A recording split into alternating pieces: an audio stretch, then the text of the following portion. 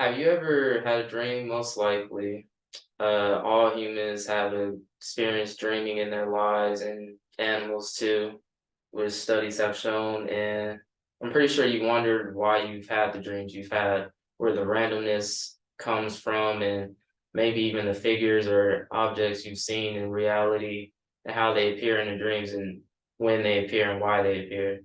And I hope with this speech, I can kind of help you out with some of those questions and maybe further your knowledge or why we dream, how you dream, and what's the reasoning behind your dreams.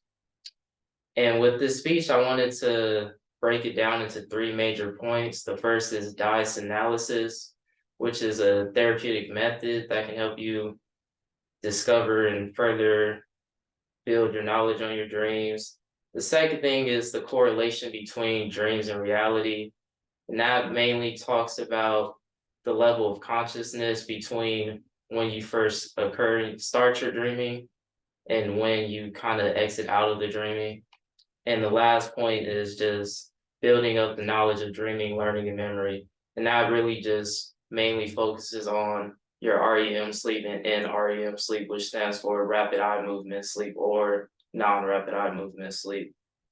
So first, as I said, DICE analysis is a therapeutic method. That means being in the realm or of existence. And it was created to really dissect a patient's dreams. And the way it starts off with is the patient doing their best to detail as much of a dream as possible to tell the therapist, this is what happened, it happened at this moment, and yada yada, etc. And the main point that the therapist is trying to do is attack the ambitions, fears, and desires within this person's dreams.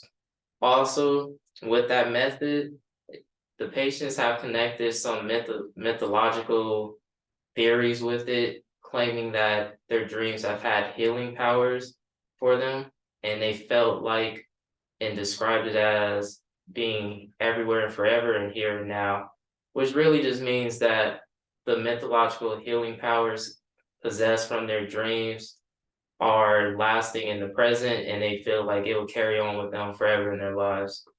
The next major point I want to go over was the correlation between dreams and reality.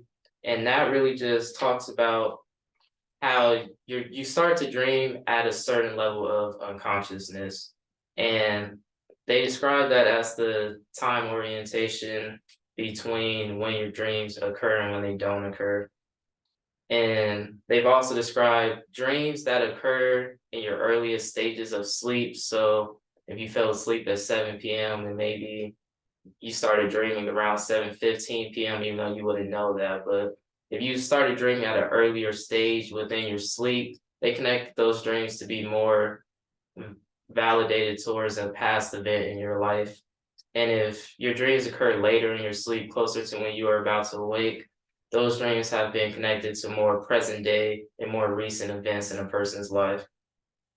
Also, with the unconsciousness and dreams, at certain unconscious levels, you might experience lucid dreaming. And lucid dreaming is just the idea that a person knows that they are dreaming. You know that you are within a dream and what's going on isn't real. And they even have people who experiment called oneironauts, whose job is to try and control their dreams when they have a lucid dream. And studies have been going on around that, so that might be an interesting topic to further explore.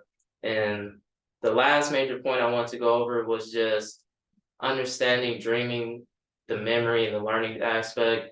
And like I said, that mentions REM sleep and non-REM sleep or rapid eye movement sleep. And all that really is that 99% of dreams that occur happen during rapid eye movement sleep. And that and non-rapid eye movement sleep, those are the two main focuses. Those are the two main studies that have been credited and to this day are still the most accurate in terms of when a person starts to dream. And with the rapid eye movement sleep dreams, if your dreams tend to be sort of bizarre or very random, they have connected those type of dreams to be because of anxiety. They say that if you have some sort of anxiety or maybe you overthink in reality, that those type of dreams were super random and the events don't really make that much sense. Those are connected to anxiety. So just think about your life and look around it, and maybe you can find and hit the certain spot of where that problem is occurring.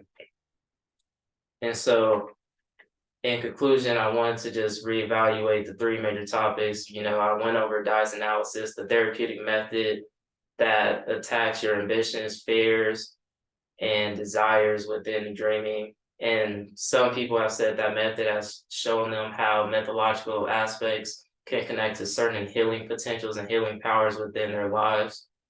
I went over the unconsciousness levels of dreams and lucid dreaming, how at certain levels of unconsciousness, when the mind isn't working as well as it usually does, that's how you're able to experience the dreams where you maybe can tell that you're dreaming, or even you can even just date back certain memories or certain events that happened in your life to the levels of your dreaming. And then lastly, I went over the rapid eye movement sleep, which is really just you understanding this is when I start to dream. It's always going to be during rapid eye movement or non-rapid eye movement sleep. And that's just the main studies that have been credited to when dreams occur.